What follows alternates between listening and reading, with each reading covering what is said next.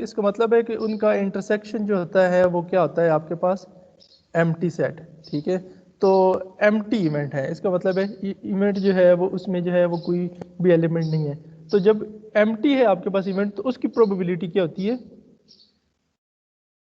उसकी probability zero होती है। ठीक है, मतलब है कि कोई ऐसा इवेंट जो सैम्पल स्पेस में है ही नहीं, तो उसके लिए जो इवेंट बनेगा वो बेसिकली एम्प्टी सेट बनेगा। ठीक है, मतलब उसमें कोई एलिमेंट बिलोंग ही नहीं करता। तो उस केस में जो है वो आपके पास प्रोबेबिलिटी जो ए इंटरसेक्शन बी की बनेगी वो ज़ीरो आएगी। तो फिर जब म्यूचुअली एक्सक्लूसिव इवेंट होंगे तो उस केस में जो आपके पास probability of A union B बनेगी is equal to probability of A plus probability of B बनेगा। और जब इवेंट जो है वो म्यूचुअली एक्सक्लूसिव नहीं होंगे तो फिर उसके एंड में जो है ये minus probability of A intersection B वाली टर्म भी आएगी। जैसे ऊपर वाली एग्जांपल शायद इसने दी थी, ये उसमें देखा था कि ए इंटरसेक्शन बी में जो है वो कुछ हमारे पास जो है वो कार्ड्स आ रहे थे जो कि 3 के डिजिट्स थे, 3 ऐसे कार्ड थे जो ए और बी इवेंट्स में कॉमन थे। तो फिर उसने भी उसकी प्रोबेबिलिटी जो है वो काउंट कर ली थी। तो अगली एग्जांपल देखें, N integer is chosen at random from the first 200 positive integers. What is the probability that the integer chosen is divisible by 6 और बाय 8। तो इसका मतलब है कि यहाँ पे आर का वर्ड यूज हुआ है और 2 इवेंट्स हैं। पहला इवेंट जो है वो किसको डिनोट कर रहा है कि पहले इवेंट में वो तमाम एलिमेंट हैं जो डिविजिबल बाय 6 हैं, और दूसरे इवेंट में जो है वो डिविजिबल बाय 8 हैं। और फिर 6 और 8, तो ए जो है वो इसका मतलब है कि आपने A union B find out करना है। ठीक है, 6 और 8 गिवन है, मतलब पहला इवेंट जो है वो ए को डिनोट कर रहा है और दूसरा इवेंट बी को डिनोट करता है। तो सबसे पहले इसकी सैंपल स्पेस क्या बनेगी, सैंपल स्पेस जारी बात है जो है वो कह रहा है कि इंटीजर हैं सारे और 1 से लेके 200 तक हैं। तो इसमें टोटल जो नंबर हैं, नंबर एन जो है वो एस, मतलब नंबर सारे इसमें जो है वो 200 है। Let A represent the event that the integer chosen is divisible by 6 and B the event that the integer chosen is divisible by 8 and A intersection B the event that the integer chosen is divisible by both 6 or 8। ठीक है, r by 24। तो 6 और 8 पे जो दोनों पे जो है वो ऐसे इंटीजर जो डिविजिबल हों 6 पे भी और 8 पे भी, मतलब है कि वो 24 पे इनके एलसीएम पे जो है एक्चुअली डिविजिबल हों। तो ऐसे इंटीजर हैं तो फिर जो है वो भी आपने जो है वो देखने हैं। वो क्यों देखने हैं ये मैं आपको बताता हूँ। देखिए, जो आपके पास नंबर ऑफ ए, तो इसने जो है वो 200 डिवाइड बाय 6 किया है। तो वो ये कह रहा है कि 33 ऐसे टोटल नंबर्स हैं जो 6 पे डिविजिबल हैं ए में, या मतलब है कि एस के अंदर, तो वो बेसिकली ए के अंदर आ जाएंगे। तो ए के अंदर टोटल नंबर कितना है, 33 ऐसे इंटीजर हैं जो 6 पे डिविजिबल हैं, और जो 8 पे डिविजिबल होते हैं वो 25 जो हैं वो बेसिकली इंटीजर हैं। अब अगर इनका इंटरसेक्शन ले लें, ठीक है, कि जो दोनों पे डिविजिबल हों 6 पे भी और 8 पे भी, इसका मतलब है कि ऐसे इंटीजर जो 24 पे डिविजिबल हों वो एक्चुअली 6 पे भी डिविजिबल होंगे, वो एक्चुअली किस पे होंगे, 8 पे भी डिविजिबल होंगे। तो इसका मतलब है कि ए इंटरसेक्शन बी में भी कुछ ना कुछ एलिमेंट्स आपके पास आएंगे जो दोनों ए और बी में कॉमन होंगे। तो उसने क्या किया है कि 200 को 24 पे डिवाइड किया है, तो 8 जो है वो टोटल ऐसे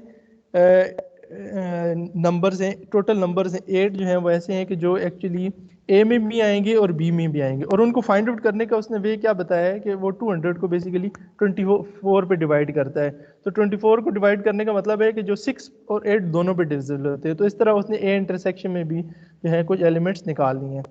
तो अब मुझे आप ये बताएं कि क्या इवेंट्स ए और बी म्यूचुअली एक्सक्लूसिव हैं?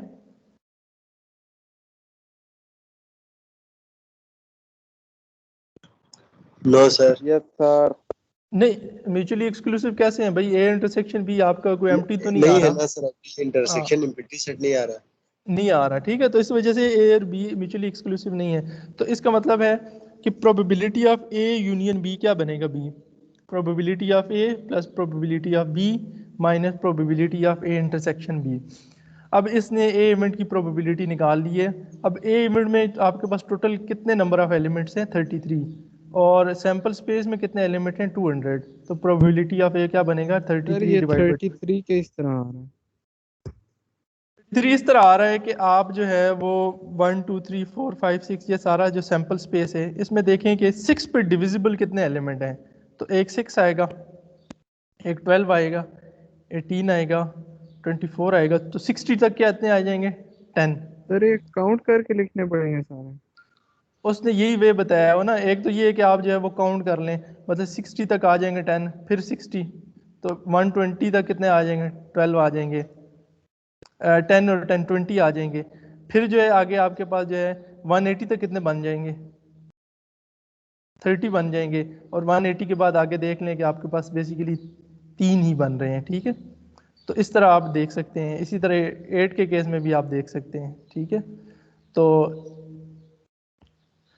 अच्छा ये जो ठीक। है वो इसका फार्मूला इसने यूज़ किया है, probability of A union B is equal to probability of A plus probability of B minus probability of A intersection B. तो वो सारी वैल्यूज उसने पुट की हैं, 33 divide by 200 plus 25 divide by 200 minus 8 divide by 200, तो 1/4 जो है ये प्रोबेबिलिटी आ गई है। ठीक है जी, आगे है आपके पास a pair of dice are thrown. क्या लेना? नहीं नहीं जल्द पे कौन है? किया है सर। हम्म? सर ये कोई माज रियाज है? जी जी। तो भाई नाम ना लो सर, ये जब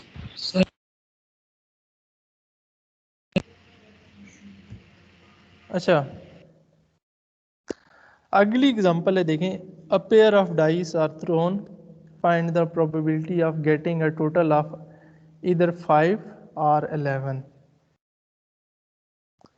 ठीक है, मतलब है कि जिसमें दोनों का सम जो है वो 5 हो या 11 हो। ठीक है जी, तो इसका मतलब है कि आपने एक इवेंट 5 वाला है कि जिसमें अब अगर आप डाइस थ्रो करें तो जो ऊपर डॉट आएंगे दोनों का सम 5 हो, और दूसरा क्या कह रहा है, फिर आप दोनों डाइस को थ्रो करें तो कितने ऐसे इवेंट्स बनेंगे जिनमें दोनों का सम 11 हो। तो ए ऐसा इवेंट है कि जिसमें अगर आप डाइस थ्रो करें तो दोनों का सम 5 आता है। तो फिर इस ए इवेंट में कितने नंबर होंगे टोटल? एक 1 4 बन सकता है, एक 2 3, एक 3 2 और एक 4 1। और बी इवेंट जो है वो कहता है सम जो है वो कितना हो? 11 हो। तो 11 सम ज़ाहिर बात है, या एक पे 5 डॉट है और दूसरे पे 6, या दूसरे पे 6 और पहले पे 5, तो इस तरह जो है ये आपके पास 11 बनेगा। तो ए इवेंट जो है, मुझे आप बताएं इसमें कितने नंबर हैं टोटल?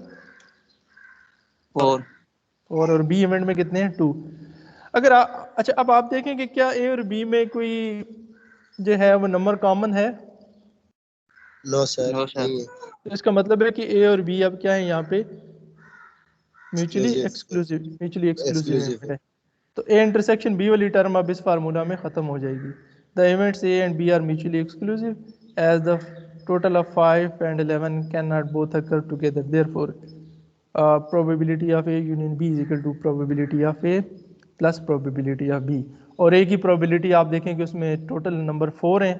और ओवरऑल अगर आप एक डाइस को थ्रो करें तो टोटल सैंपल स्पेस में कितने एलिमेंट आते हैं? 36। 36 आते अगर हैं। एक को और इस हम्म? एक को ही थ्रो करेंगे तो फिर 6 आएंगे ना सर? नहीं नहीं, दोनों को। ऊपर स्टेटमेंट दोनों देखें को करेंगे तो सर 36। पेयर ऑफ डाइस कह रहा है ना। Yes sir. हाँ, तो अच्छा, फिर जो है बी में आपके पास 2 हैं नंबर्स, तो उनको आप जो है 36 पे, तो ये इसकी प्रोबेबिलिटी क्या बनेगी? 1/6 बनेगी। ठीक है, तो इस तरह ये प्रोबेबिलिटी ए यूनियन बी आप जो है, अगली एग्जांपल भी है, थोड़ी सी जर्नल एग्जांपल है, इसको भी आप देख सकते हैं। अच्छा, आपके पास अगर 3 इवेंट्स हैं, if A and B and C are any 3 events in a sample space, then the probability of of at least one of them occurring is given by probability of A union B union C, probability of A plus probability of B plus probability of C minus probability of A intersection B minus probability of B intersection C minus probability of A intersection C plus probability of A intersection B intersection. ये generally कोई भी इमेट्स हो आपके पास, ठीक है जी। तो अगर इसमें म्यूचुअली एक्सक्लूसिव हो जाएंगे ए बी तो फिर ए इंटरसेक्शन बी वाली टर्म खत्म हो जाएगी, और अगर ए सी म्यूचुअली एक्सक्लूसिव है तो ए सी वाली खत्म हो जाएगी, और बी सी है तो बी सी वाली खत्म हो जाएगी, और अगर तीनों है तो फिर आखिरी भी खत्म हो जाएगी। तो इसका प्रूव करने की ज़रूरत नहीं है, ये बस फार्मूला है जनरल, इसको देख लें। इससे रिलेटेड इसने एग्जांपल एक दी हुई है, card is drawn at a random from a deck of ordinary playing cards. ये जो 52 कार्ड्स होते हैं डेक ऑफ कार्ड्स, इसकी डिस्ट्रीब्यूशन आप ज़रा इसने कभी देखी है, कितने रेड हैं कितने ब्लैक हैं, इसमें वो जितनी भी सारी हैं, ये कभी गौर किया आपने? कभी खेले नहीं। डायमंड कार्ड कितने हैं, फेस कार्ड कितने हैं, किंग कितने हैं इसमें? 13 होते हैं सर।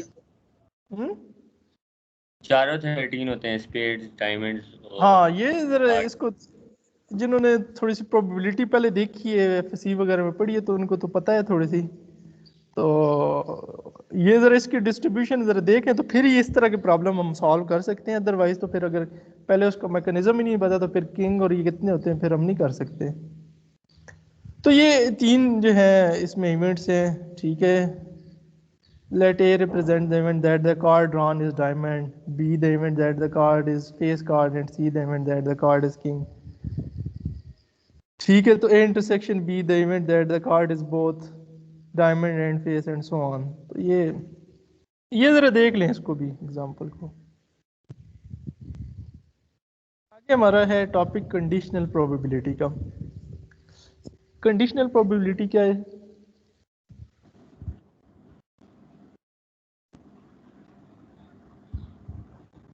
देखें, कंडीशनल प्रोबेबिलिटी में जो है वो इसको ज़रा यहाँ से देखें, हम पढ़ते हैं, the sample space for an experiment must often be changed when some additional information pertaining to the outcome of the experiment is received.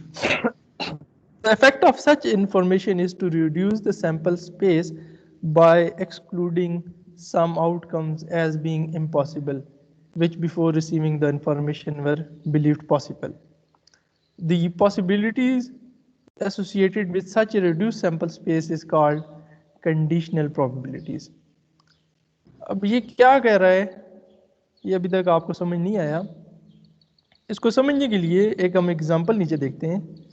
Let us consider the die throwing experiment with sample space. आपको पता है कि अगर आप एक die throw करें तो उसकी सैंपल स्पेस 1 2 3 4 5 6 होती है। Suppose we wish to find the probability of outcomes that the dice show 6. अच्छा, अब 6 की प्रोबेबिलिटी क्या है जी? 1/6 है, ठीक है। अच्छा, अगर इसमें ये कंडीशन लगा दे कि if before seeing the outcomes से पहले वो कंडीशन लगा दे, we are told that the dice shows an even number of dots, say event B, ये कोई इवेंट बी है, वो कहता है कि अगर आप एक डाई थ्रो करें तो आप 6 की प्रोबेबिलिटी जो है वो फाइंड करें, और ये गिवन है कि डाइस जो है वो इवन नंबर शो करेगा।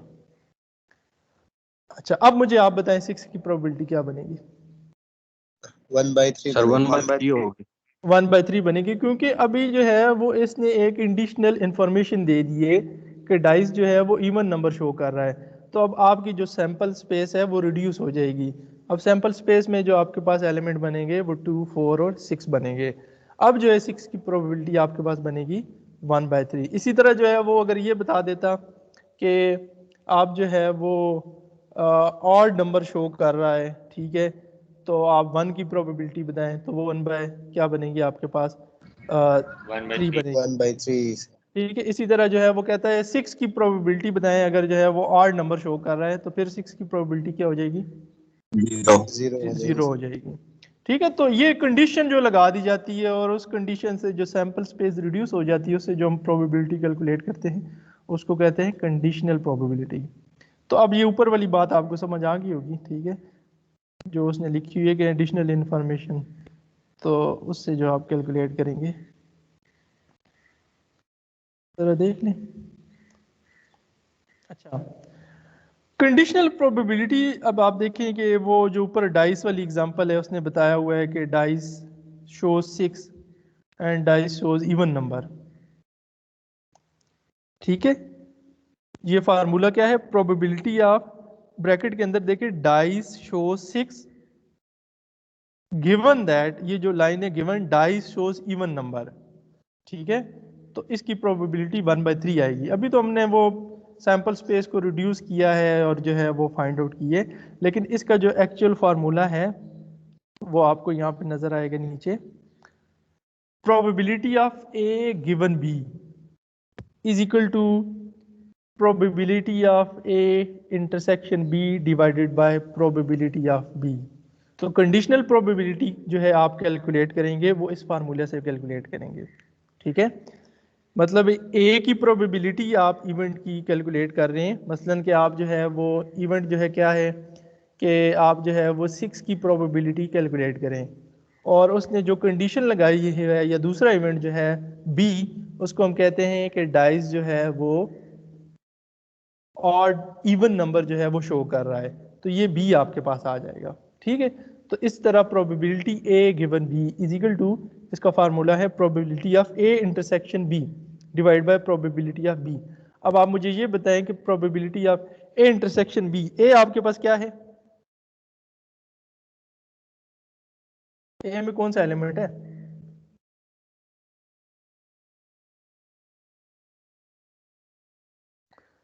सर इवन है उसमें। नहीं नहीं, 2 ए 4 में 6 आपके पास जिसकी प्रोबेबिलिटी कैलकुलेट कर रहे हैं 6, 6 है ना और सर? और बी में आपके पास क्या है, सर इवन नंबर है। 3। बी में आपके पास सारे इवन नंबर हैं, तो ए इंटरसेक्शन बी में कितने एलिमेंट आएंगे, एक आएगा ना सर? 6। एक एक ही आएगा। आएगा। तो इसकी प्रोबेबिलिटी ए इंटरसेक्शन बी की फिर क्या बनेगी, 1/3। 1/6 वन 1/6 बनेगी ना? 1/6 बनेगी डिवाइड बाय, अब बी की प्रोबेबिलिटी क्या बनेगी, 1/3। 1/3। ठीक है, बी आपके पास क्या है बेसिकली, इवन सर नंबर्स वाले जो 2 नहीं, डाइस थ्रो करने के बाद। सर बी की सर 1/2 नहीं 1/2 इवन बनेगी। नहीं नंबर बनेगी। बी की 3 होगा तो 3/6 होगा। बी आपके पास 1/2 इवन नंबर है ना, तो इवन नंबर 3 होंगे ना, 2 तीन है 4 और हाँ। 6। ठीक है, तो उसकी तो इसकी प्रोबेबिलिटी क्या 1/2 बनेगी, बनेगी। 1 बाय 1/2 1/2 2। बनेगी। 1/2 सर। ठीक है, अब आप इसको रेसिप्रोकल करें और मल्टीप्लाई करें तो आपके पास आंसर क्या आएगा,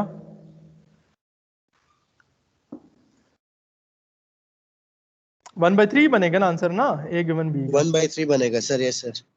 तो आप ऊपर आपने देखा है कि आपने जो कैलकुलेट किया है उसका आंसर क्या आया था, 1/3 आया था सर। 1/3 आएगा। ठीक है, तो इस तरह से हम जो है इस फार्मूले की हेल्प से ए गिवन बी जो है वो हम कैलकुलेट करेंगे, probability of intersection B divide by probability of B.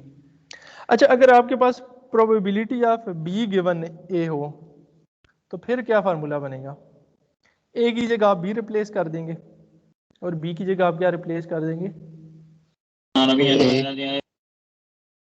A replace कर देंगे, तो फिर फार्मूला क्या बनेगा, probability of B intersection A divide by probability of A. A. और आपको पता है कि ए इंटरसेक्शन बी और बी इंटरसेक्शन ए इक्वल होते हैं, तो इसका मतलब है कि ऊपर वाली टर्म को आप ए इंटरसेक्शन बी लिखें या बी इंटरसेक्शन ए लिखें, सेम थिंग, कोई फर्क नहीं पड़ेगा, ऐसी बात है। तो इसका मतलब यस है कि सर। जो प्रोबेबिलिटी ऑफ बी गिवन है हम उसको ऐसे भी लिख सकते हैं, probability of A intersection B divide by probability of A. ठीक है, प्रोबेबिलिटी ऑफ ए, मैं बी गिवन ए की बात कर रहा हूँ, तो बी गिवन ए में डिनोमिनेटर में आपके पास क्या आएगा, ए ए आएगा, और ए गिवन बी में आपके पास क्या आएगा, बी आएगा। बात समझ आ गई है? Yes sir. ये भी जो आपके पास जो कंडीशनल प्रोबेबिलिटी होती है, ये भी जो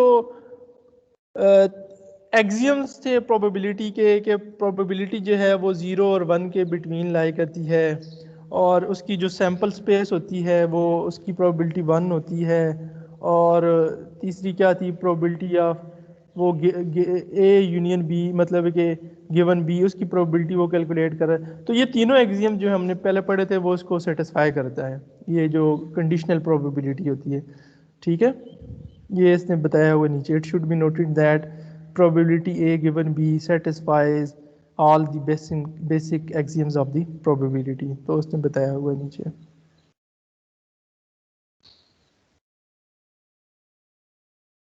अच्छा, ये कोई पेज आगे पीछे मुझे लगता है आगे हैं। 199 ऊपर कौन सा है? 97, 188 पेज मिस है इसमें, आगे देखते हैं। ये 198 पेज आगे, ठीक है। कंडीशनल प्रोबेबिलिटी फाइंड आउट करने के लिए ये एग्जांपल एक देखें। 2 coins are tossed, what is the conditional probability that the two heads result given that there is at least one head. अच्छा, अब गिवन दैट का मतलब है कि ये कंडीशन लगा दी है इसने, तो इसका मतलब है कि हम कंडीशनल प्रोबेबिलिटी की डेफिनेशन यहाँ पे यूज करेंगे। अब अगर आप 2 कॉइन्स जो हैं वो टॉस करें तो आपके पास सैंपल स्पेस क्या बनेगी? 4 बनेंगे sir, head head head head tail head tail head head tail tail tail tail. Head और टेल टेल, ठीक है। पहला इवेंट क्या है? Let A represent the event that 2 heads appear. वो क्वेश्चन में आप पढ़ें, what is the conditional probability that 2 heads result. तो एक इवेंट हम इसको सपोज कर लेते हैं कि let A represent the event that 2 heads appear, और जो गिवन इवेंट है given that there is at least one head, तो हम बी उस इवेंट को नाम देते हैं, and B the event that there is at least one head. ठीक है, और आपने फिर फाइंड आउट क्या करना है? A A, intersect. नहीं ए गिवन बी, नॉट हमने इंटरसेक्शन, एक गिवन भी sir. Yes sir. A given B find out करना है। ठीक है, तो ए में आपके पास क्या है? 2 हेड्स, तो ए में हम इसका मतलब है कि हेड हेड आ जाएगा, और बी में आपके पास क्या है? एटलीस्ट वन हेड, तो हेड हेड हेड टेल और टेल हेड, ये तीनों एलिमेंट आ जाएंगे। ठीक है, अब आपके इसमें देखें कि इसमें इंटरसेक्शन भी चूंकि यूज होता था इस फार्मूले में, तो इसलिए हमने इसका इंटरसेक्शन भी निकाल लिया है। तो इंटरसेक्शन में आपके पास क्या आ जाएगा? हेड हेड आ जाएगा। ठीक है, अच्छा अब आप मुझे ये बताएं कि ए की प्रोबेबिलिटी क्या बनेगी? 1/4 सर। 1/4। 1/4, और बी की प्रोबेबिलिटी आपके पास 3/4 बनेगी, और ए इंटरसेक्शन की 1/4। अब ए गिवन बी का उसने फार्मूला यूज किया है, probability of A given B is equal divide by probability of B, तो 1/4 डिवाइड बाय 3/4, तो 1/3 आंसर आ जाएगा। ये देखें, जितने भी प्रोबेबिलिटीज आप कैलकुलेट करेंगे ये आपके पास लेस देन 1 आती है। 0 और 1 वो एक्सियम्स को सेटिस्फाई कर रही होती हैं, ये या मैक्सिमम 1 होगी वो इटसेल्फ सैंपल्स पे अगर आप कंसीडर कर लेंगे, या ये 0 इस सूरत में होती है कि अगर वो जो है वो जो इवेंट है वो उससे बिलोंग ही नहीं करता, मतलब एम्प्टी सेट आता है, तो उस केस में 0 होती है। या ये 0 और 1 के दरमियान ही आमतौर पे लाई करती है। तो 1/3 1/4 ये जितने भी आप निकालेंगे तो यहीं आएंगी। अगली एग्जांपल है इसकी कंडीशनल प्रोबेबिलिटी की। A man tosses 2 fair dice, what is the conditional probability that the sum of 2 dice will be 7 given that the sum is odd? Second में कहता है the sum is greater than 6, the 2 dice had the same outcome। ठीक है जी, तो अगर आप एक dice जो है वो 2 फेयर डाइस जो हैं टॉस करें तो आउटकम्स आपके पास क्या आएंगी? ये एस में इसने डिफाइन किया हुआ है, 36 आउटकम्स हैं। ठीक है, 1 1 1 2 1 3। अच्छा, वो कहता है what is the conditional probability that the sum of two dice will be 7। तो हम पहला इवेंट जो कंसीडर करते हैं A, the sum is 7। B हम जो कंसीडर करते हैं द सम इज ऑड, जो उसने पहले क्वेश्चन में पूछा हो, गिवन दैट में जो उसने पहली कंडीशन लगाई हुई है, द सम इज ऑड। सी में कहता है the sum is greater than 6 and D में कहता है the two dice had the same outcomes. तो डी में आ जाएगा। इसका मतलब है कि आपने फाइंड आउट क्या करना है, A given B, A given C और ए गिवन डी, क्योंकि बी सी और डी जो है वो गिवन है ये इवेंट्स। सर ये कंडीशंस, एक्सक्यूज मी सर, एक क्वेश्चन है सर। हाँ जी सर ये जो कंडीशंस अप्लाई की हैं वो बारी बारी अलग अलग फाइंड करने के लिए कहीं कहीं है या हाँ, सारी साथ हैं? सब पे पहले जो आपने sum of two dice will be 7 इसकी प्रोबेबिलिटी निकालनी है। गिवन जो है वो सम इज ऑड, तो पहले आपने इसको इस इवेंट को लेते हुए प्रोबेबिलिटी निकालनी है। मतलब है कि अगर इसको मैं बी कहूँ तो ए गिवन बी निकालना है। ये नहीं हो सकता कि वो सारे आप कंसिडर कर लें ए बी सी डी और ए गिवन बी गिवन बी, इस तरह नहीं है। ठीक है, yes sir, thank you sir. अच्छा ए में जो है वो कह रहा है सम इज 7, तो सम 7 जो है वो 1 6 2 5 3 4 4 3 5 2 और 6 1 ये जो है इसके आ जाएंगे, सैंपल स्पेस के एलिमेंट आ जाएंगे। और बी में जो है वो कह रहा है सम इज ऑड, तो 1 2 1 4 1 6 2 1 2 3, तो ये काफ़ी ज़्यादा एलिमेंट्स इसने लिखे हुए हैं अप टू सो ऑन 6 5 तक। वो कहता है the sum is 7, some is greater than 6। इसका मतलब है कि 7 8 9 10 11 12 तक जो है दो डिजिट्स सम करें जिनका ये आता है सम, वो लिख लिया इसने। डी में कहता है जिनकी दोनों में सेम डॉट्स हों, तो 1 1 2 2 3 3 4 4 5 5। अब आप ये बताएं कि ए इंटरसेक्शन बी आपके पास क्या बनेगा। 1 6 आ जाएगा, फिर जो है वो 2 5 आ जाएगा, 3 4 4 3 5 2 और 6 1। फिर ए इंटरसेक्शन सी इसने निकाला है, फिर ए इंटरसेक्शन डी इसने निकाला है। ए इंटरसेक्शन डी एम्प्टी है, ठीक है। अच्छा फिर हम ऊपर वाले पेज पे जाते हैं। सर ये नहीं समझ आ रही, ये ए के साथ ही हम क्यों निकालें, मतलब ए गिवन सारे ए के साथ क्यों निकालने, ये दोबारा समझा दें काइंडली। प्रोबेबिलिटी हमने एक ही फाइंड आउट करनी है, फिर वो कंडीशन लगाते जा रहा है। मेरी बात समझे? जी सर। क्वेश्चन पढ़े, what is the conditional probability that the sum of two dice will be 7। हमने इसकी प्रोबेबिलिटी निकालनी है, कंडीशनल प्रोबेबिलिटी, और given that sum is odd. अब जो आपके सैंपल स्पेस है उसको आप रिड्यूस कर रहे हैं और उसमें से वो एलिमेंट ले रहे हैं जिनका सम ऑड है। अब आप प्रोबेबिलिटी बताएं कि उसमें जो है वो sum of two dice will be 7, उसकी क्या प्रोबेबिलिटी है। ठीक है, फिर अगली कंडीशन लगा रहा है सम इज ग्रेटर देन 6, तो इसलिए जो है वो बारी बारी सारे एलिमेंट्स ले रहा है। ठीक है सर, ठीक है, इसको आप देखें कि ए गिवन बी, ऊपर ये ऊपर वाला पेज आ जाए, ऊपर वाले पेज पे।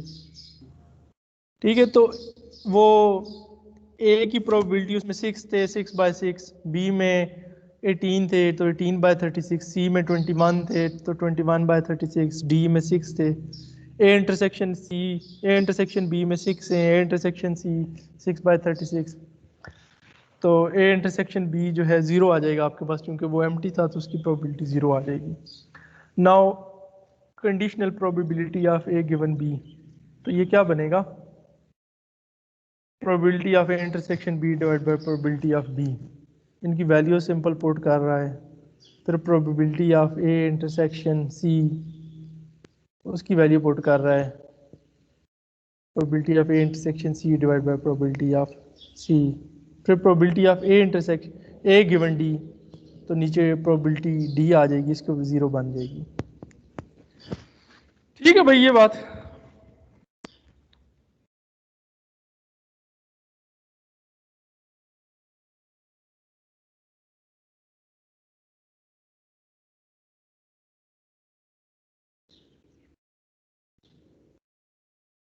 अच्छा आगे जो है वो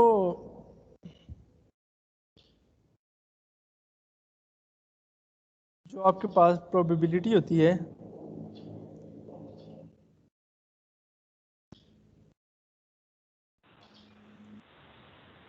ए इंटरसेक्शन बी, भी आपने फार्मूला पढ़ा है ए गिवन बी, इसका क्या फार्मूला होता है? या B given A, probability of B given A, conditional probability. Probability of A intersection B over probability of B. Probability of B, अगर बी गिवन ए की बात करते हैं तो आप बता सकते हैं कि यहाँ से ए इंटरसेक्शन बी की प्रोबेबिलिटी निकाल सकते हैं, उसका फार्मूला बनेगा, ये देखें इसमें लिखा हुआ है probability of A intersection B is equal to probability of A multiply by probability of B given A. Yes sir. ठीक है। यस। अच्छा अब आप मुझे ये बताएं कि ए इंटरसेक्शन बी ये कब हम यूज करते हैं? इवेंट्स दो है ना, ए और बी दो इवेंट्स हैं, तो एंड वाली कंडीशन कब, इंटरसेक्शन वाली कंडीशन कब यूज करते हैं? जब दो जब इवेंट के उनमें दरमियान कुछ एंड चीजें कॉमन हो सर। हाँ, जब वो कहता है कि Common. पहले वो कह रहा था कि प्रोबेबिलिटी ऑफ ए Even और defined. बी, पहले वो कह रहा था प्रोबेबिलिटी ऑफ ए और बी, अब वो कहेगा कि probability of A and B. जब वो probability of A and B कहेगा तो फिर आप इसका मतलब है कि probability of A intersection B use करेंगे, और इसका फार्मूला ये गिवन है probability of A dot probability of B given A. ठीक है, तो ये हम यूज करेंगे। इसके लिए इसने देखे ये एक कंडीशन लिखी हुई भी है यहाँ पे,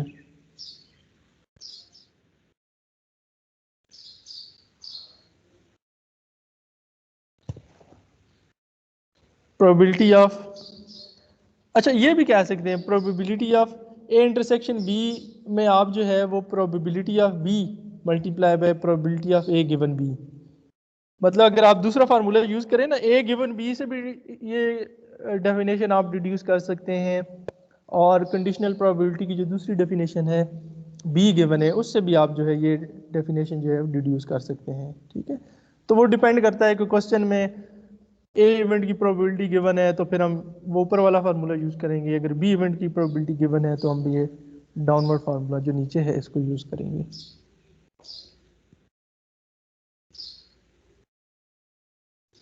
फिर तीन इवेंट्स की प्रोबेबिलिटी, ये भी इसने एक करोलरी लिखी हुई है। अब आ जाए नीचे, example 6.20, a box contains 15 items, 4 of which are defective and 11 are good. 2 items are selected. What is the probability that the first is good and the second is defective? अच्छा, आप मुझे ये बताएं कि आपने प्रोबेबिलिटी किस चीज़ की फाइंड आउट करनी है?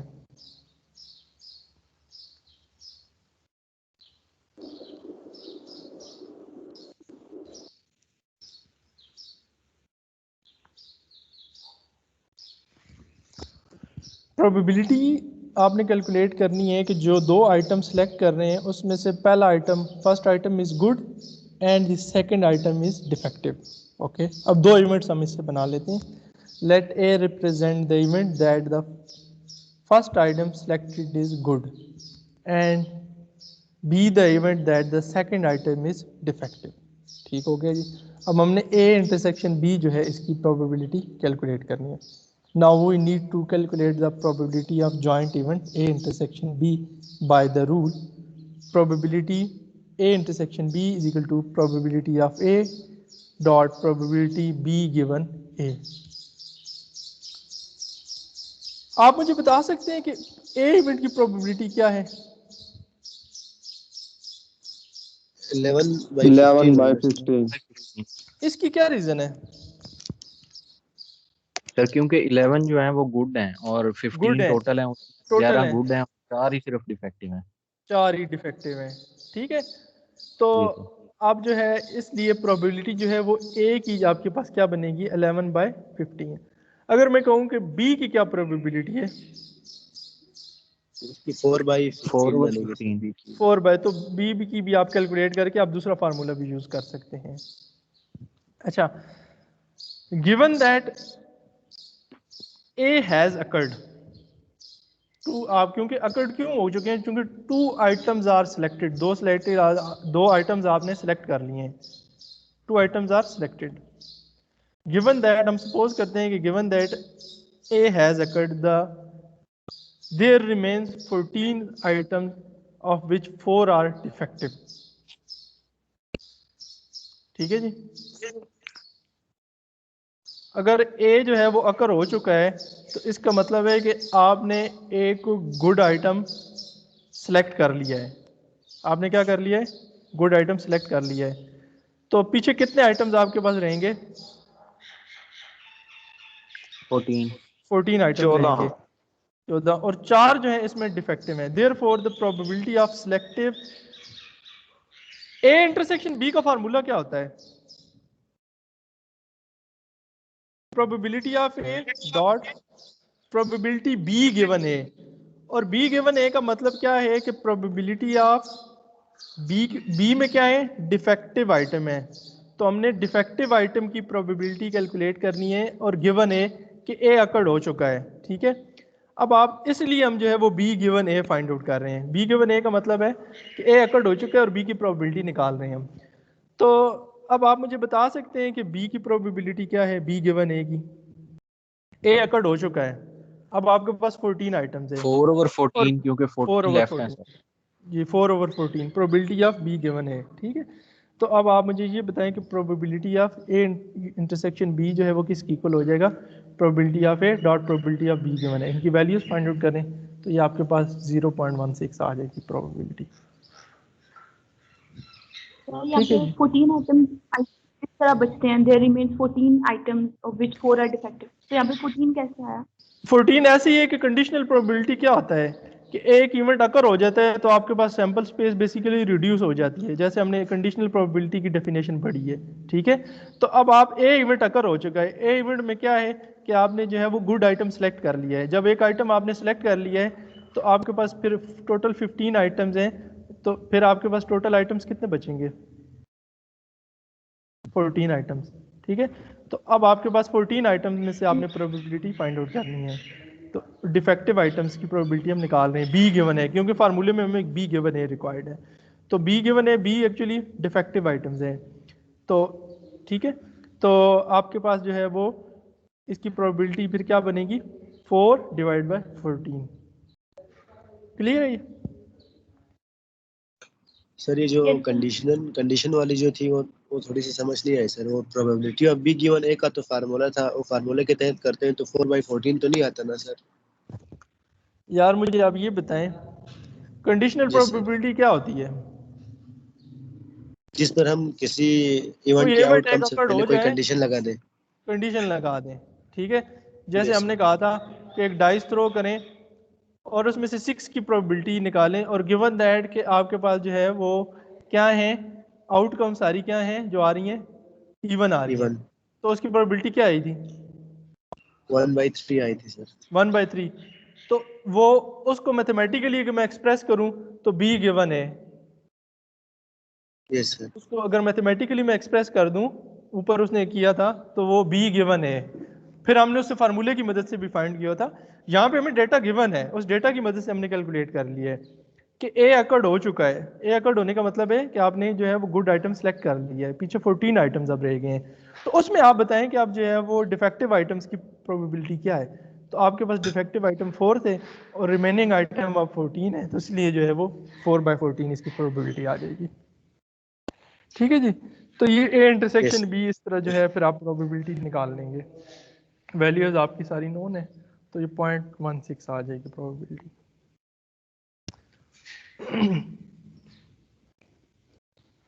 ये भी आगे एक जर्नल सी एग्जांपल है, इसको छोड़ें।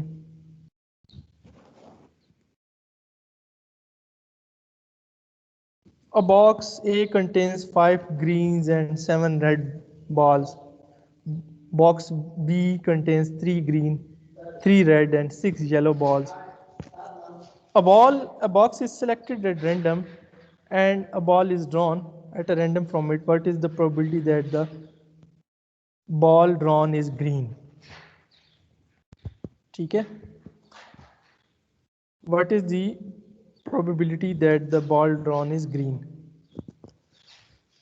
अच्छा जी, let E represent the event that the green ball is drawn.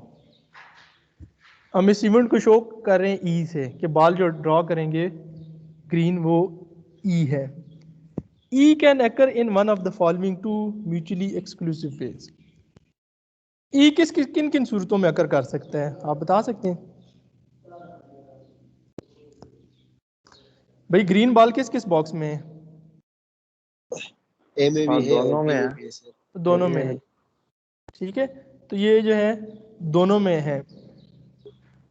तो अगर हम बॉक्स ए को सिलेक्ट करें और ग्रीन बॉल ड्रॉ करें तो फिर इसको मैथमेटिकली हम किस तरह रिप्रेजेंट कर सकते हैं? दो इवेंट है ना, दोनों की 5/30 at the same time probability देख रहे हैं. तो ए इंटरसेक्शन ई, इसका मतलब है कि ए इंटरसेक्शन ई, और if B is selected and green ball is drawn, तो फिर आपके पास क्या मैथमेटिक बनेगा इसका? बी इंटरसेक्शन ई, ठीक है. अब ए इंटरसेक्शन ई और बी इंटरसेक्शन ई, इसकी प्रोबेबिलिटी बेसिकली किस चीज की प्रोबेबिलिटी होगी आपके पास? ई की प्रोबेबिलिटी, जो आपके पास ई में जो है क्या है? Green ball. तो probability of A intersection E और probability of B intersection E, तो इसका फिर फार्मूला क्या बनेगा? और है बीच में, इसका मतलब है कि A intersection E union probability of A intersection E union probability of B intersection E. तो ये आप इसमें सम हो जाएंगे, और चूंकि इवेंट जो है वो म्यूचुअली एक्सक्लूसिव है, ठीक है, तो वो अगली टर्म जो है वो जीरो हो जाएगी, ठीक है. तो probability of A intersection E plus probability of B intersection E. अब आप मुझे ये बताएं कि probability of A intersection E, इसका क्या फार्मूला बनेगा? Probability of A multiply by probability of E given A plus probability of B intersection E का क्या फार्मूला बनेगा? Probability of E dot probability of E given B. Okay, A की probability क्या बनेगी? 1/2. ये क्यों है 1/2?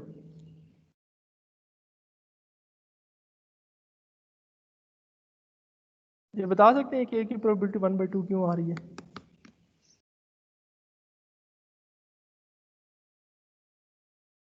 और अगर आप प्लस के बाद देखें तो बी की प्रोबेबिलिटी भी 1/2 है. भाई 1/2 इसलिए कि बॉक्स ही आपके पास दो हैं, टोटल नंबर ऑफ बॉक्स दो हैं, ठीक है. तो इसका मतलब है कि अगर आप जो है वो ए की प्रोबेबिलिटी निकालेंगे तो 1/2, सैंपल स्पेस के दो ही इवेंट्स हैं ना, ए और बी, ठीक है, जो गिवन है. तो ए की प्रोबेबिलिटी 1/2 बनेगी, इसी तरह बी की प्रोबेबिलिटी भी आपके पास क्या बनेगी? 1/2, ठीक है. अच्छा, ई गिवन ए, आप मुझे ये बताएं कि टोटल बॉल्स कितने हैं ए बॉक्स में? 12 12. और इसमें ग्रीन बॉल कितने हैं? 5 ठीक है. तो हम प्रोबेबिलिटी ई की फाइंड कर रहे हैं ना, ई की, ई इवेंट से जो ग्रीन बॉल्स को जो है वो रिप्रेजेंट कर रहा है. तो इसका मतलब है कि ई गिवन है, इसकी प्रोबेबिलिटी आपके पास क्या बनेगी? 5/12 प्लस 1/2. और आगे ई गिवन बी, तो बी में भी आपके पास 12 बॉल है और उसमें ग्रीन बॉल 3 है, तो उसकी प्रोबेबिलिटी ई गिवन बी की आपके पास बनेगी 3/12. इसको आप सॉल्व करेंगे तो ग्रीन बॉल के ड्रॉ करने की प्रोबेबिलिटी आपके पास जो है वो 1/3 है. हाँ जी, समझ आ गई? कुछ ना कुछ समझ आई होगी, अगर नहीं आई तो इसको जरा एक दफा पढ़ें. अच्छा, ये आगे भी ग्रीन बॉल और ये सारे ड्रॉ कर रहे हैं, इसको छोड़ें, एग्जांपल थोड़ी सी डिफिकल्ट है. नेक्स्ट है independent and dependent events. Independent events का क्या मतलब है? Two events A and B in sample space S are defined to be independent if the probability that one event occurs is not affected by whether the other event has or has not occurred. मतलब क्या हुआ कि अगर आपके पास दो events हैं तो उनकी प्रोबेबिलिटी दूसरे इवेंट के अकर्ड होने पे इफेक्ट नहीं कर रही, ठीक है। उसकी प्रोबेबिलिटी जो है वो दूसरे इवेंट्स के अकर होने से उसकी प्रोबेबिलिटी इफेक्ट नहीं हो रही। That is probability A given B is equal to probability of A and probability B given A is equal to probability of B. तो अगर कोई इवेंट गिवन इवेंट्स है B A given B तो आप देख लें कि वो उस पर कोई इफेक्ट नहीं कर रहा, वो प्रोबेबिलिटी A ऑफ A की इक्वल है। इसका मतलब B अकड़ हो ना हो, प्रोबेबिलिटी A गिवन B जो है वो प्रोबेबिलिटी ऑफ A की इक्वल आएगा, या प्रोबेबिलिटी B गिवन है वो किसके इक्वल आएगा आपके पास, प्रोबेबिलिटी ऑफ बी के इक्वल आ जाएगा। मतलब है कि ए जो है वो बी पे डिपेंड नहीं कर रहा और बी जो है वो ए पे डिपेंड नहीं कर रहा। बात समझ आई है या नहीं?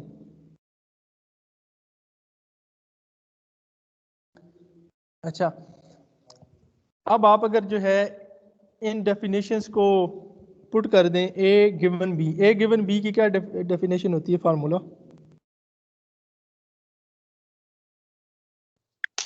probability of A into probability of A intersection B divided by probability of A divide by probability of A, ठीक है, divide by probability of B not A, अगर ए गिवन बी की मैं बात करूं, ठीक है। तो probability A given B, left side पे इसकी वैल्यू क्या आ जाएगी, probability of A is equal to right side पे A probability of A intersection B और divide by probability of B, और प्रोबेबिलिटी ऑफ बी को मैं लेफ्ट साइड पे ले आऊँगा तो probability of A intersection B जो है वो किसकी इक्वल आ जाएगा, probability of A into probability of B, ठीक है जी। ये किस सूरत में डेफिनेशन होल्ड करेगी, अगर आपके पास इवेंट्स जो है दोनों इंडिपेंडेंट है, ठीक है। अगर इवेंट इंडिपेंडेंट है तो probability of A intersection B is equal to probability of A into probability of B हो जाएगा। ये डेफिनेशन समझ आई है? Yes sir. सोए हुए सारे यार, मेरा भी रोजा है, आप लोगों का भी रोजा है लगता है। नहीं सर, समझ आई है। समझ आ गई है बात की, ठीक है। ये बेसिकली जो ऊपर वाली दो डेफिनेशन लिखी है ना कि वो इंडिपेंडेंट इवेंट्स की, उसको वो जो कंडीशनल प्रोबेबिलिटी की डेफिनेशन है उसमें यूज़ कर रहा है, और उससे एक डेफिनेशन ये बनाई है, probability of A intersection B is equal to probability of A into probability of B. अगर इवेंट जो है वो इंडिपेंडेंट है तो ये तीनों डेफिनेशन बेसिकली होल्ड करनी चाहिए। अगर इवेंट डिपेंडेंट नहीं है तो फिर probability of A intersection B not is equal to probability of A multiply by probability of B.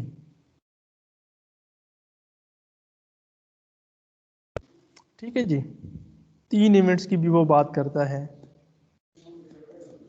Example आगे देखें।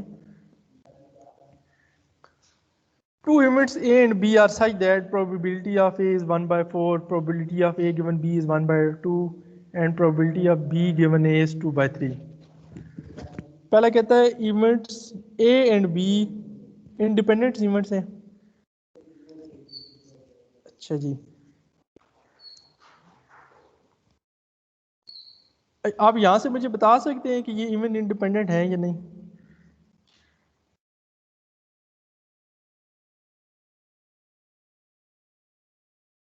भाई अगर ए और बी इंडिपेंडेंट इवेंट है तो probability of A given B किसकी इक्वल आना चाहिए?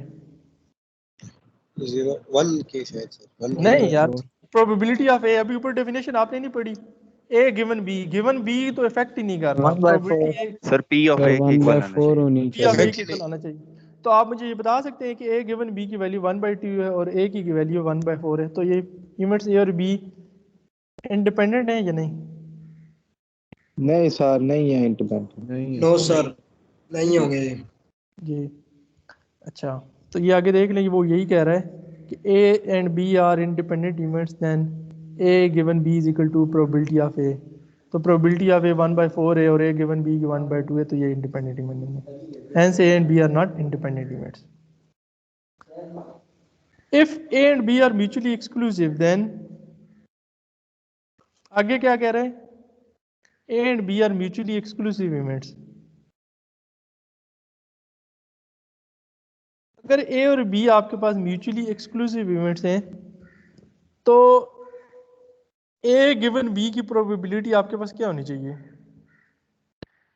0 सर, क्योंकि कोई सेम ही नहीं होना चाहिए. 0 होनी चाहिए इसकी प्रोबेबिलिटी, ठीक है. लेकिन ये गिवन है कि A गिवन B की प्रोबेबिलिटी 1/2 है, लिहाजा A जो है और B म्यूचुअली एक्सक्लूसिव भी नहीं है. बात समझ आ गई?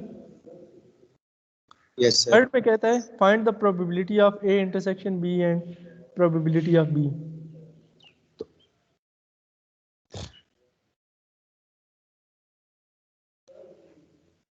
अब प्रोबेबिलिटी वो कैलकुलेट करता है किसकी? A इंटरसेक्शन B की.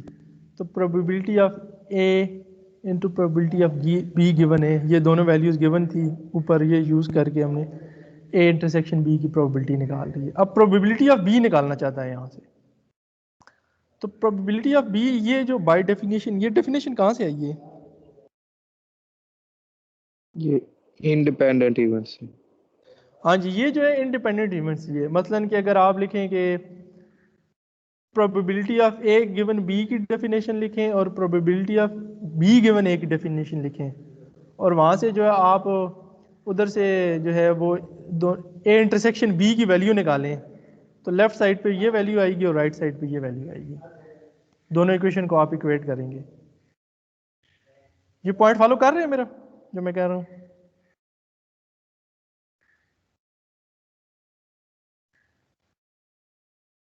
नहीं सर, नहीं लगी. हाँ, A गिवन B, नहीं लगी sir. Probability of A given B का क्या फार्मूला है? प्रोबेबिलिटी ऑफ हाँ जी, probability of A intersection B divide by probability of B sir. Probability of B. अब आप यहाँ से A इंटरसेक्शन B की वैल्यू निकाल दें, क्या आएगी?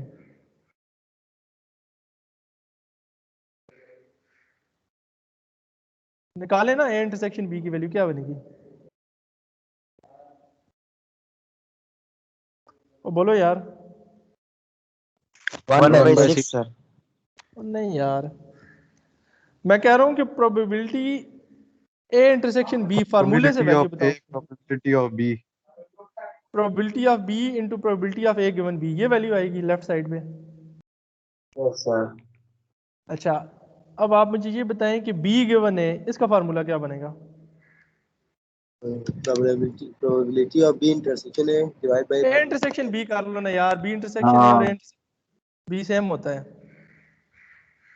सेम सर डिनोमिनेटर में बी ए आ जाएगा सर. डिनोमिनेटर A आ जाएगा. अब दोनों जो ये A गिवन B और B गिवन A के फार्मूलों से मैं कह रहा हूँ कि आप A इंटरसेक्शन B की वैल्यू निकालो और उनको इक्वेट कर दो, तो ये फार्मूला बन जाएगा. फॉलो कर रहे हैं बात को मेरी? Yes sir. तो ये फार्मूला बन जाएगा. अब इस फार्मूले की मदद से उसने B की प्रोबेबिलिटी ऑफ B की वैल्यू निकाल रहा है. A गिवन B, उसकी वैल्यू नोन थी. B गिवन A, इसकी वैल्यू भी नोन थी और प्रोबेबिलिटी ऑफ A की वैल्यू भी नोन है. ये सारी वैल्यू पुट करता है तो प्रोबेबिलिटी ऑफ B की वैल्यू निकाल रहा है. तो बात समझ आ रही है? Yes sir. Yes sir. ठीक है जी. तो ये आगे इवेंट्स वो कह रहा है कि जो है ये independent, show that events A and B are independent. Two fair dice, one red and one green are thrown. Let A denote the event that the red die shows an event number. and तो ये जरा इस example को भी देख लें. ये भी आगे आपके पास बेस थ्योरम. बेस थ्योरम जो है ये बड़ा अहम थ्योरम है. किसी को आइडिया है ये थ्योरम क्या है, या पहले किसी ने पढ़ा हुआ है ये? No sir. No sir. अभी नहीं पढ़ा हमने तो. No sir. अच्छा देखें जी, ये क्या बताता है हमें,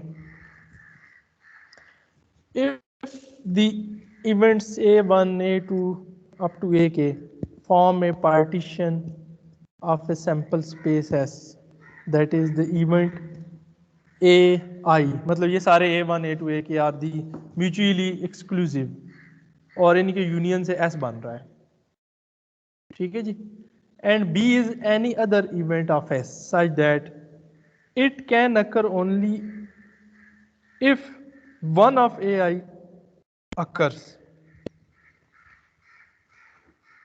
It can only occur only if one of AI occurs, then the probability of A given B is equal to probability of AI given B. अगर दो इवेंट्स हैं तो आई को फिर वेरी कर देंगे हम अकॉर्डिंगली। ये नीचे फार्मूला आ रहा है, मैं इसको बताता हूँ आपको। प्रोबेबिलिटी ऑफ ए आई मतलब आपके A1 की प्रोबेबिलिटी फाइंड आउट करनी है तो A1 गिवन B, ठीक है, probability of A I into probability of B given A I summation probability of A I into probability of B given A I very कर रहा है 1 2 3 4।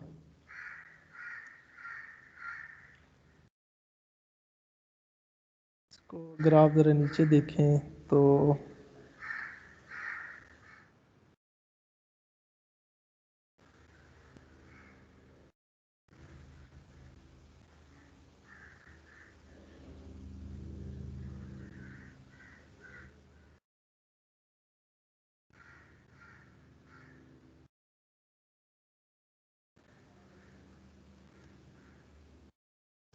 अच्छा, इसमें किस चीज़ की प्रोबेबिलिटी निकाल रहे हो? ऊपर स्टेटमेंट तो ये आसान है कि A1 A2 कोई भी इवेंट्स हैं सैम्पल स्पेस के म्यूचुअली एक्सक्लूसिव इवेंट्स हैं, उनके यूनियन से S बन रहा है, और B is any other events of S such that it can occur only if one of AI occurs, then इसमें किसकी प्रोबेबिलिटी निकाल रहा है? सर बी की। बी की तो नहीं निकाल रहा यार,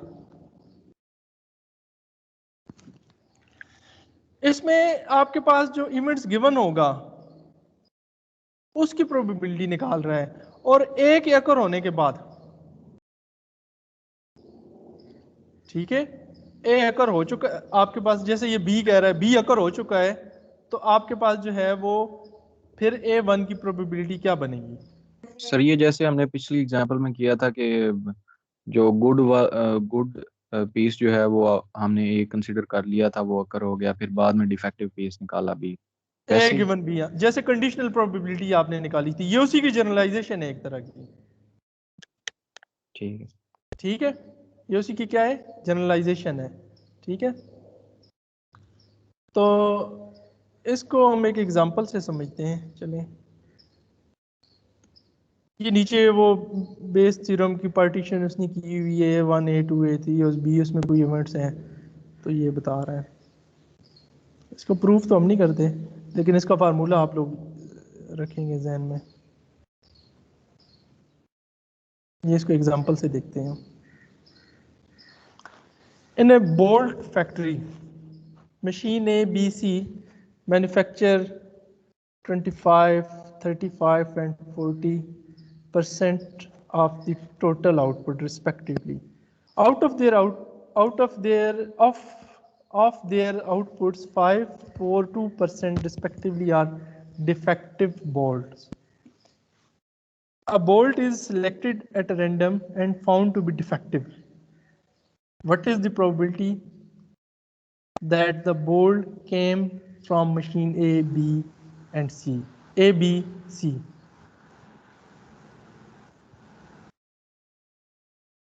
इसमें आपको क्या चीज़ गिवन है? एक तो इवेंट्स की प्रोबेबिलिटी नॉन होगी, जो इवेंट्स आपको गिवन होंगे A, B, C। दूसरा ये कि आपको जो ए के अकर होने से जिसकी आप ई की प्रोबेबिलिटी आपको नॉन होगी। मसलन ई क्या है आपके पास, बोल्ड इज डिफेक्टिव, ठीक है। इसका मतलब है कि कंडीशनल प्रोबेबिलिटी भी आपको क्या होगी, नॉन होगी, ठीक है। तो आपने फिर जो है वो ए की कंडीशनल प्रोबेबिलिटी निकालनी है, A given E, B given E.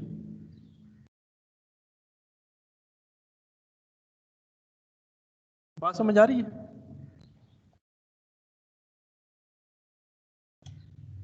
Question पढ़े ना, what is the probability of bolt came from machine A B C, ठीक है। मैं आपको क्या बता रहा हूं कि इसमें आपको एक तो प्रोबेबिलिटी नॉन होगी इवेंट्स की, दूसरे आपको उस इवेंट की, जिस इवेंट की आप देख रहे हैं प्रोबेबिलिटी डिफेक्टिव फॉर एग्जांपल अगर बोल्ट है तो उसकी प्रोबेबिलिटी भी आपको जो है वो कंडीशनल प्रोबेबिलिटी गिवन होगी with respect to that events. आपने उन इवेंट्स की जो है वो प्रोबेबिलिटी निकालनी है विद रिस्पेक्ट टू, मतलब E given A, E given B, E given C, ये आपको जो है नोन होगी। आपने A given E, B given E, C given E, ये चीजें कैलकुलेट करनी है, ठीक है। अच्छा देखें कि there is a priori probabilities. Priori probabilities कौन सी होती हैं, जो आपको पहले से नोन होंगी, ठीक है। There is a priori probabilities which are probability of A. तो ए की प्रोबेबिलिटी वो क्या कह रहा है, 0.25। ये कहां से आई है,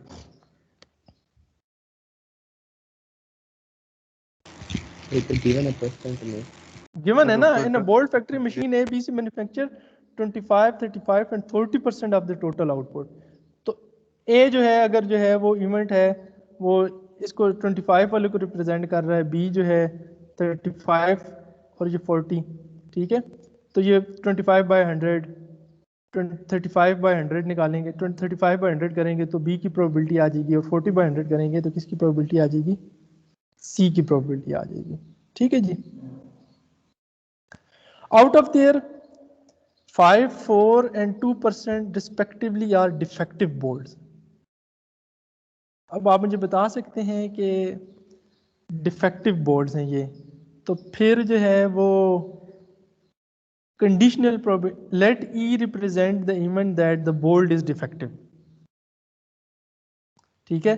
देन द कंडीशनल प्रोबेबिलिटी, फिर कंडीशनल प्रोबेबिलिटी क्या बनेगी, 5, 4 और 2 बोल्ट जो है वो इवेंट ए बी सी में जो है डिफेक्टिव है, तो ई गिवन है, इसकी प्रोबेबिलिटी क्या बनेगी,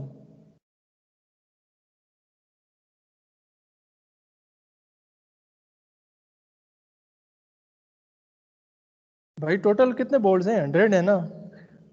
तो ए में 100 है, 5/100 5/100 करेंगे तो 0.05 आ जाएगा, 4/100 करेंगे, ई गिवन बी 4/0.04 और ई गिवन सी 2/100 करेंगे तो 0.02। इसका मतलब है कि probability of E given A, E given B और ई गिवन सी आपके पास ये आ जाएंगी वैल्यूज, ठीक है। क्योंकि ये आप देख सकते हैं a bolt is selected at a random and find to be defective, इसलिए जो है हम ये कंडीशन लगा दी है उसने कि एक बोल्ट को उसने सेलेक्ट किया है और वो डिफेक्टिव है, तो फिर जो है वो जो ई इवेंट है उसकी प्रोबेबिलिटी निकाल रहा है। पहले में 5 थे तो वो 5 में से देख के उसको 100 से निकाल रहा है। अच्छा, कंडीशनल प्रोबेबिलिटी भी निकाल ली आपने। अब आप आ जाएं, अब कह रहा है कि डिफेक्टिव अगर बोल्ट जो है वो ए मशीन से आ रहा है तो आपने उसकी प्रोबेबिलिटी निकालनी है, मतलब है कि आपने प्रोबेबिलिटी ए गिवन ई निकालनी है, ठीक है। तो ए गिवन ई जो है ये आप इसका फार्मूला बनेगा probability of A dot probability of E given A. ये बेस थ्योरम से ये फार्मूला लिख रहा है, डिवाइड बाय अब इसमें आपके पास टोटल 3 इवेंट है, तो probability of A dot probability of E given B A plus probability of B dot probability of E given B plus probability of C dot probability of E given C. ठीक है, तो ए B सी और ई ये तीनों को utilise करके इसने formula बनाया है। इन सब की वैल्यूज इसने लिखी है जो ऊपर फाइंड आउट हमने की हैं। तो ए गिवन ई की प्रोबेबिलिटी आपके पास आ गई है। इसी तरह आप बी गिवन ई की प्रोबेबिलिटी निकालेंगे, तो बी गिवन ई का फार्मूला क्या बनेगा? सर ऊपर प्रोबेबिलिटी ऑफ बी और probability of E given B आ जाएगा, नीचे सारों की आ जाएगी। नीचे जो है सबकी आ जाएगी। ठीक है, अकॉर्डिंगली बी और ई गिवन बी। ठीक है, फिर जो है वो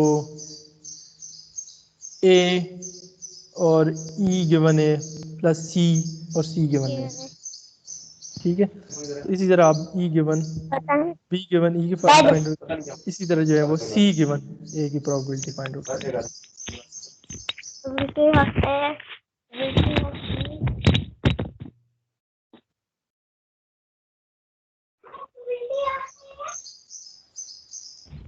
सर इसमें बेस थ्योरम कैसे अप्लाई हुआ है? इसमें बेस थ्योरम इसलिए अप्लाई हुआ है कि आपने करंट इवेंट की प्रोबेबिलिटी निकाल रहे हैं with respect to some condition. मेरी बात समझ रहे हैं? जी सर। जो इवेंट आपको ए बी सी गिवन है, जब इसकी प्रोबेबिलिटी आपने निकालनी है with respect to some condition जो आपको इसमें गिवन है, कंडीशनल प्रोबेबिलिटी की वैल्यूज गिवन है, उसकी रिस्पेक्ट से आप देखेंगे तो फिर आप जो है बेस थ्योरम यूज करेंगे। ये आप अगर इस बेस थ्योरम के ऊपर पढ़ें थोड़ा सा,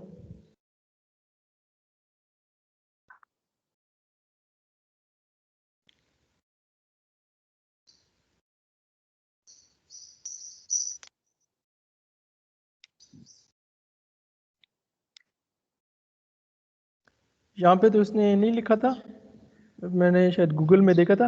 आप जरा बेस थ्योरम लिखे ना, when to use the Bayes theorem, तो उसमें वो बताता है बेसिकली। ठीक है, कि जब आपके पास जो है वो करंट इवन की प्रोबेबिलिटी आपने निकालनी है, और जो कंडीशनल प्रोबेबिलिटी होता है उसमें आपने गिवन इवेंट्स की प्रोबेबिलिटी आपने जो है वो निकालनी होती है। ठीक है, मेरे ख्याल में ये फ़र्क है इसमें।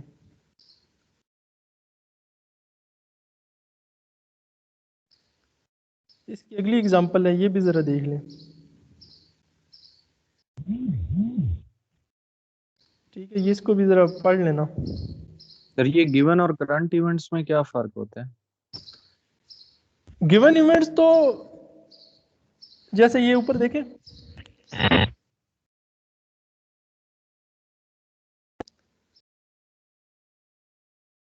in a bold factory machine ABC manufactures 25, 35 and 40% of the total output respectively। तो ये A B C आपके पास क्या है, यहाँ पे करंट इवेंट्स हैं। और जो गिवन इवेंट्स था वो क्या था, a bold is selected at a random and found to be defective। तो ये आपके पास कौन सा इवेंट है, गिवन इवेंट्स है, कंडीशन लगाई हुई है ना। ठीक है, तो ये आपके पास जो है बेसिकली गिवन इवेंट्स है। इसीलिए वो गिवन इवेंट्स की ई गिवन ए के रिस्पेक्ट से निकाल रहा है, फिर गिवन इवेंट्स की ई गिवन बी। ठीक है, तो कंडीशनल गिवन इवेंट्स ना दे, फॉर एग्जांपल यहाँ पे अगर हम, जैसे आपने कहा है कि अ bolt is selected at a random, तो अगर ये वाला इवेंट वो हमें ना दे तो फिर तो हमारा क्वेश्चन ही सॉल्व नहीं होता, समझ नहीं नहीं होगा। आती। हाँ, फिर नहीं होगा। ये इसमें एक गिवन इवेंट से आपने बेसिकली कंडीशनल प्रोबेबिलिटीज निकालनी है, ये गिवन होगा जरूर, इसके अलावा तो आप नहीं फाइंड आउट कर सकते। जी सर। ठीक है, गिवन इवेंट्स ठीक का है होना सर। जरूरी है। तो गिवन इवेंट्स की प्रोबेबिलिटी जो है, जो आपको होगा, गिवन इवेंट्स की कंडीशनल प्रोबेबिलिटी आपको गिवन होगी। ये ई गिवन है, E given B, E given C, वो आप फाइंड आउट कर लेंगे। ठीक है, आपने करंट इवेंट्स की कंडीशनल प्रोबेबिलिटी निकालनी है, A given E, B given E और सी गिवन ई। तो जब ये कंडीशन होगी, ठीक है, तो आप ऊपर से पढ़ लेना, what is the probability that bolt come from the machine A, मतलब ए की प्रोबेबिलिटी गिवन ई, क्योंकि ई अकर हो चुका है, और बी की प्रोबेबिलिटी गिवन ई, इसी तरह आप निकालेंगे। समझ आइए बात की, A given E, B given E और सी गिवन ई। तो ये कंडीशनल प्रोबेबिलिटी और इस स्पेस थ्योरम में थोड़ा सा डिफरेंस भी है, ठीक है, करंट इवेंट और जो गिवन इवेंट्स होगा। अगली एग्जांपल भी पढ़ लें। आपने अगली क्लास में एक असाइनमेंट मुझे सबमिट करनी है, ठीक है, और असाइनमेंट वो ये होगी कि बेस थ्योरम के ऊपर आपने 10 एग्जांपल्स जो हैं वो आपने लिख के देनी है मुझे। मेरी बात समझ आ गई है कि नहीं? हमारे लिखने हैं या उन्हें सॉल्व भी करना? उन्हें सॉल्व भी करना है, लिखना तो नहीं है ना। कैसा यार क्वेश्चन आप कर रहे हो? सर रिपीट करें, क्या असाइनमेंट है? बेस थ्योरम के ऊपर आपने जिस तरह ये मैंने एक एग्जांपल अभी लिखी है ना, आपको ऐसी एग्जांपल डिफरेंट जगहों पे मिल जाएंगी। आपने 10 एग्जांपल्स मुझे आपने देनी है और उसी में से मैं क्विज लूंगा आपका। सॉल्व करना है जी, बेस थ्योरम को देखें, समझे, और आगे पीछे से ज़रा, और इसी से जो 10 एग्जांपल्स आप ढूंढ के निकालें, और एक क्विज भी फिर मैं जो है, जो आप लोग 10-10 एग्जांपल, हर ग्रुप डिफरेंट एग्जांपल्स मुझे देगा, ठीक है। 4 लोग बना लें ग्रुप, ठीक है, एक असाइनमेंट सबमिट करें, ठीक है, और ये जो, और किसी के असाइनमेंट मैच नहीं करनी चाहिए, उसके 0 नंबर होंगे, ठीक है। तो ये आपने मुझे आज अगली क्लास तक इसको आपने अपलोड कर देना है। क्लियर है ये मेरी बात? भाई बात समझ आ रही है मेरी ये? बट सर यस अगर सर। कोइंसिडेंटली अगर कोई दो ग्रुप्स ने एक ही बना ली, यानी अगर उन्होंने चीटिंग तो नहीं की, बट समहाउ इंटरनेट वगैरह से सेम कंटेंट तो ये क्या 100% प्रोबेबिलिटी हो सकती है कि 10 की 10 एग्जांपल दोनों ने नहीं सेम बना, सर, 1/4 हो। तो 0.9 हो जाएगी, 0.98, तो 3 एग्जांपल सेम होगी, एक सेम होगी, 2 सेम होगी। आपको माइंड उसी तरफ जाता है कि जिस तरह जो है कोई ऐसी पॉसिबिलिटी निकल आए कि सेम ही हो जाए सब। नहीं सर, सही है ना? एक्चुअली वो इससे कह रहा था ना सर कि कब तक जमा करना है? सारे ग्रुप होंगे। यार ये आपने जमा करनी है मुझे अगली क्लास तक, 1 हफ्ते का टाइम है ना, संडे तक आप जो है जमा कर देंगे। संडे के बाद आप अपलोड नहीं कर सकेंगे, और जो मंडे को आपका क्विज भी होगा, और वो सर इसी पे 4 होगा। से ज्यादा स्टूडेंट हो सकते हैं, 4 या 6? नहीं यार, क्यों इतने ज्यादा करना चाहते हो? तो एक्चुअली पहले से ग्रुप बने हुए हैं ना, हम सब कितने अच्छा के के सर, ग्रुप? ग्रुप हुआ है ना, इस 5 वजह के से। हैं, 6 के भी हैं। तो ग्रुप 5 बने 6 हुए हैं पहले, हाँ, ग्रुप बने हुए हैं। चले जो ग्रुप एक्सक्यूज मी बने सर, जो 5, पहले ग्रुप जो सर पहले ग्रुप बने हैं 6 ना, मेंबर्स के ग्रुप बने हुए हैं सर ना, जो चले 7। पहले 6, थे उसमें तो यार एक मैक्सिमम सुनो 7 ना, मिनिमम 5 है। 6 जो ग्रुप बने सर हैं ना, आप एग्जाम्पल बढ़ा दी। तो भाई उसी सर की में सुन आप लो जो है ना, यार, सर की सुन लो। सर को तो बोलो यार। जो आपके 6 ग्रुप बने हुए ना, आप उसी में चले सबमिट कर दें मुझे, ठीक है सर, थैंक ठीक है। सर जो ग्रुप पहले, सर बात सुनिए, जो पहले ग्रुप बने सर वहाँ पे मैक्सिमम 7 है और मिनिमम 5 है। हम लोगों ने 7 का बनाया हुआ है ग्रुप, क्योंकि लड़के यार ज्यादा थे। जैसे आप जो बने हुए वैसे जमा करा दें, 5 6 7, 7 से ज्यादा ना हो, फिर 5 6 हो जाए। अरे सही हो गया thank you sir. Ramzan package आपको दे दिया, और बताएं सर वो थोड़ा क्लास रमजान ज्वाइन मुबारक की थी, सर, उसका कोई रमजान इश्यू तो मुबारक। नहीं है? जी। हुकूमत ने तो दिए नहीं, आप दे रहे हैं। सर क्लास थोड़ा लेट ज्वाइन की थी। हाँ जी, रमजान पैकेज देना तो घंटा क्लास कम है। ठीक है जी। अटेंडेंस मैंने डाउनलोड कर ली, मेरे ख्याल में इतना काफ़ी है। आगे शुरू रैंडम वेरिएबल शुरू करें। सर। बहुत सर है, काफी है। काफी है सर, अगली बहुत क्लास है में सर। अगली क्लास में रैंडम वेरिएबल शुरू करें। ये बेस जो रहा आपने ज़रा केयरफुली करना है, ठीक है। ज़रा इसकी एग्जांपल्स आगे पीछे से देखें, जो मैं बता रहा हूँ ना कि इवेंट्स की प्रोबेबिलिटी, ये करंट इवेंट की निकालनी है, जो गिवन इवेंट्स होगा उसकी कंडीशनल प्रोबेबिलिटी आपको नोन होगी, तो ये ज़रा चीज़ें लिंक करके देखें, ठीक है। जी सर, इंशाल्लाह करेंगे।